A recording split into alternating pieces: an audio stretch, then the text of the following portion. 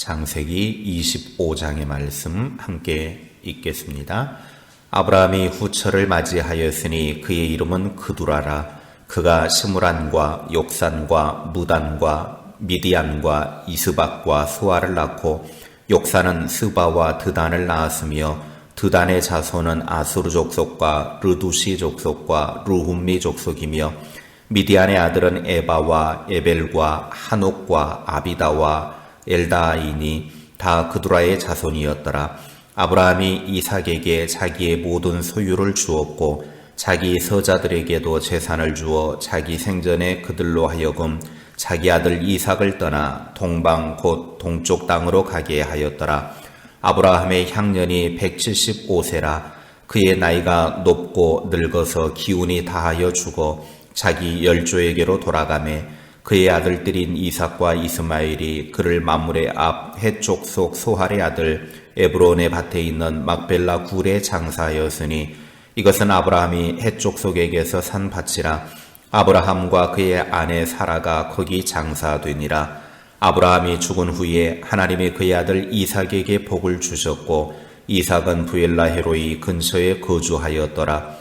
사라의 여종 애굽인 하갈이 아브라함에게 낳은 아들 이스마엘의 족보는 이러하고 이스마엘의 아들들의 이름은 그 이름과 그 세대대로 이와 같으니라. 이스마엘의 장자에는 느바요시요 그 다음은 게달과 압부엘과 밉삼과 미스마와 두마와 마사와 하닷과 데마와 여둘과 나비스와 게드마니 이들은 이스마엘의 아들들이요 그 촌과 부락대로 된 이름이며 그 족속대로는 12 지도자들이었더라. 이스마엘은 향년이 137세에 기운이 다하여 죽어 자기 백성에게로 돌아갔고 그 자손들은 하윌라에서부터 아수르로 통하는 애굽 앞 술까지 이르러 그 모든 형제의 맞은편에 거주하였더라. 아브라함의 아들 이삭의 족보는 이러하니라. 아브라함이 이삭을 낳았고 이삭은 40세에 리브가를 맞이하여 아내를 삼았으니 리브가는 밧단 아람의 아람 족속 중 부두엘의 딸이요 아람 족속 중 라반의 누이였더라. 이삭이 그의 아내가 임신하지 못하므로 그를 위하여 여호와께 간구하매 여호와께서 그의 간구를 들으셨으므로 그의 아내 리브가가 임신하였더니 그 아들들이 그의 태 속에서 서로 싸우는지라. 그가 이르되 이럴 경우에는 내가 어찌할꼬 하고 가서 여호와께 묻자온데 여호와께서 그에게 이르시되 두 국민이 네 태중에 있구나. 두 민족이 네 복중에서부터 나누이리라. 이 족속이 저 족속보다 강하겠고 큰 자가 어린 자를 섬기리라 하셨더라. 그 해산 기한이 찬즉 태의 쌍둥이가 있었는데 먼저 나온 자는 붉고 전신이 털옷 같아서 이름을 에서라 하였고 후에 나온 아우는 손으로 에서의 발꿈치를 잡았으므로 그 이름을 야곱이라 하였으며 리브가가 그들을 낳을 때에 이삭이 60세였더라. 그 아이들이 장성함에 에서는 익숙한 사냥꾼이었으므로 들 사람이 되고 야곱은 조용한 사람이었으므로 장막에 거주하니 이삭은 에서가 사냥한 고기를 좋아하므로 그를 사랑하고 리브가는 야곱을 사랑하였더라. 야곱이 죽을 쑤었더니 에서가 들에서 돌아와서 심히 피곤하여 야곱에게 이르되 내가 피곤하니 그 붉은 것을 내가 먹게 하라 한지라. 그러므로 에서의 별명은 에돔이더라. 야곱이 이르되 형의 장자의 명분을 오늘 내게 팔라. 에서가 이르되 내가 죽게 되었으니 이 장자의 명분이 내게 무엇이 유익하리요. 야곱이 이르되 오늘 내게 맹세하라. 에서가 맹세하고 장자의 명분을 야곱에게 판지라. 야곱이 떡과 팥죽을 에서에게 주매 에서가 먹으며 마시고 일어나 갔으니 에서가 장자의 명분을 가볍게 여김이었더라. 아멘. 창세기 25장은 새로운 세대의 출현이 그 주제입니다. 8절에 보면 아브라함이 죽고 17절에 서자인 이스마엘도 죽습니다. 그리고 이스마엘의 족보가 12절부터 18절까지 소개됩니다. 19절 이하에서는 이삭은 리브가를 통해 쌍둥이 에서와 야곱을 낳습니다. 이 둘 중에 언약의 후손이 누구인가를 밝혀주고 있는데 23절의 말씀에 보면 여호와께서 그에게 이르시되 두 국민이 네 태중에 있구나. 두 민족이 네 복중에서부터 나누이리라. 이 족속이 저 족속보다 강하겠고 큰 자가 어린 자를 섬기리라. 그렇게 말씀하고 있습니다. 다시 말하면 형 에서가 동생 야곱을 섬기게 될 것이라고 출생 전부터 예고하고 있습니다. 모세는 이들이 태어나자마자 시간을 거슬러 뛰어넘어서 곧장 에서와 야곱이 성장한 이야기로 달려갑니다. 에서는 사냥꾼이었고 야곱은 조용한 사람이었다라고 그들의 성격을 27절에 밝혀줍니다. 어느 날 들에서 돌아온 에서가 사냥을 하러 나갔다가 꽁치고 돌아옵니다. 에서는 극심한 배고픔에 시달려서 돌아왔는데 집에서 야곱이 팥죽을 쓰고 있었습니다. 야곱에게 팥죽을 요청을 합니다. 그때 야곱은 형 에서에게 거래를 제안합니다. 무슨 거래냐? 형의 장자의 명분을 자신에게 주면 음식물을 주겠다라는 것입니다. 에서는 장자의 명분이 자신에게 아무런 유익이 없다라고 말하면서 야곱에게 떡과 팥죽을 받고 팔아 넘겨버립니다. 야곱의 교활함과 에서의 교만함을 보여주는 장면입니다. 성경은 이 장면을 34절에 보면 이렇게 평가를 합니다. 야곱이 떡과 팥죽을 에서에게 주매 에서가 먹으며 마시고 일어나 갔으니 에서가 장자의 명분을 가볍게 여김이었더라. 눈앞의 이익 때문에 미래의 축복의 권리를 팔아버린 에서는 그리스도의 족보에서 스스로 나가버리고 맙니다.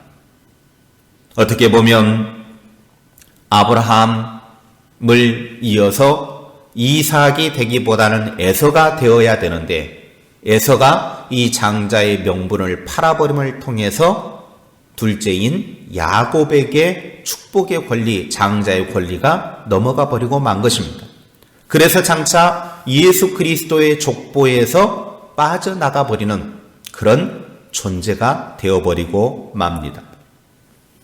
어떻게 보면 지극히 평범하고 일상적인 사건들이고 삶이었지만 이러한 일들은 하나님의 손 안에서 경영되고 있다는 사실입니다. 에서와 야곱 사이에 일어난 일상의 사건 속에서 하나님의 주권과 하나님의 의지 안에서 발생한다라고 하는 것을 깨달아 알아야 합니다. 그러니까 우리의 일상의 삶이지만 그 일상의 삶 속에서 하나님은 일하시고 하나님의 계획하심을 이루어가고 있더라고 하는 것입니다. 그 증거를 로마서 9장 12절 13절에 말합니다. 리브가에게 이르시되 큰 자가 어린 자를 섬기리라 하셨나니 기록된 바 내가 야곱은 사랑하고 에서는 미워하였다 하심과 같으니라. 하나님께서 하나님의 주권을 가지고 야곱은 사랑하고 에서는 미워했기 때문에 결국 둘째인 야곱이 형 에서의 자리를 차지하고 말았다라고 하는 것입니다. 이러한 일을 행하시는 하나님의 손길에 우리는 하나님께 불공정하다고 따질 수도 있습니다. 모든 것은 하나님의 주권적인 일이기 때문에 우리는 따질 필요가 없습니다. 하나님은 모세에게 출애굽기 33장 19절에 이렇게 말씀합니다. 나는 은혜 베풀 자에게 은혜를 베풀고 긍휼히 여길 자에게 긍휼을 베푸느니라. 하나님은 은혜 줄 사람에게는 은혜를 풍성하게 주고 긍휼히 여겨야 될 사람에게는 긍휼을 베풀어 주신다라고 하는 거예요. 그건 하나님의 주권에 속한 것이라는 거예요. 로마서 9장 18절에 그런즉 하나님께서 하고자 하시는 자를 긍휼히 여기시고 하고자 하시는 자를 완악하게 하시느니라. 하나님께서는 우리의 일상의 삶 속에서 하나님의 일을 진행하시지만 그 과정에서 하나님의 자비를 구하고 하나님의 은총을 사모하는 자가 되어야 합니다. 시편 107편 9절에 그가 사모하는 영혼에게 만족을 주시며 줄인 영혼에게 좋은 것으로 채워주심이로다. 에서는 장자의 명분을 가볍게 여겼지만 야곱은 그 장자의 명분을 귀하게 여겼습니다. 하나님은 에서에게 장자의 복을 내려주셨지만 그 복을 에서는 차버렸습니다.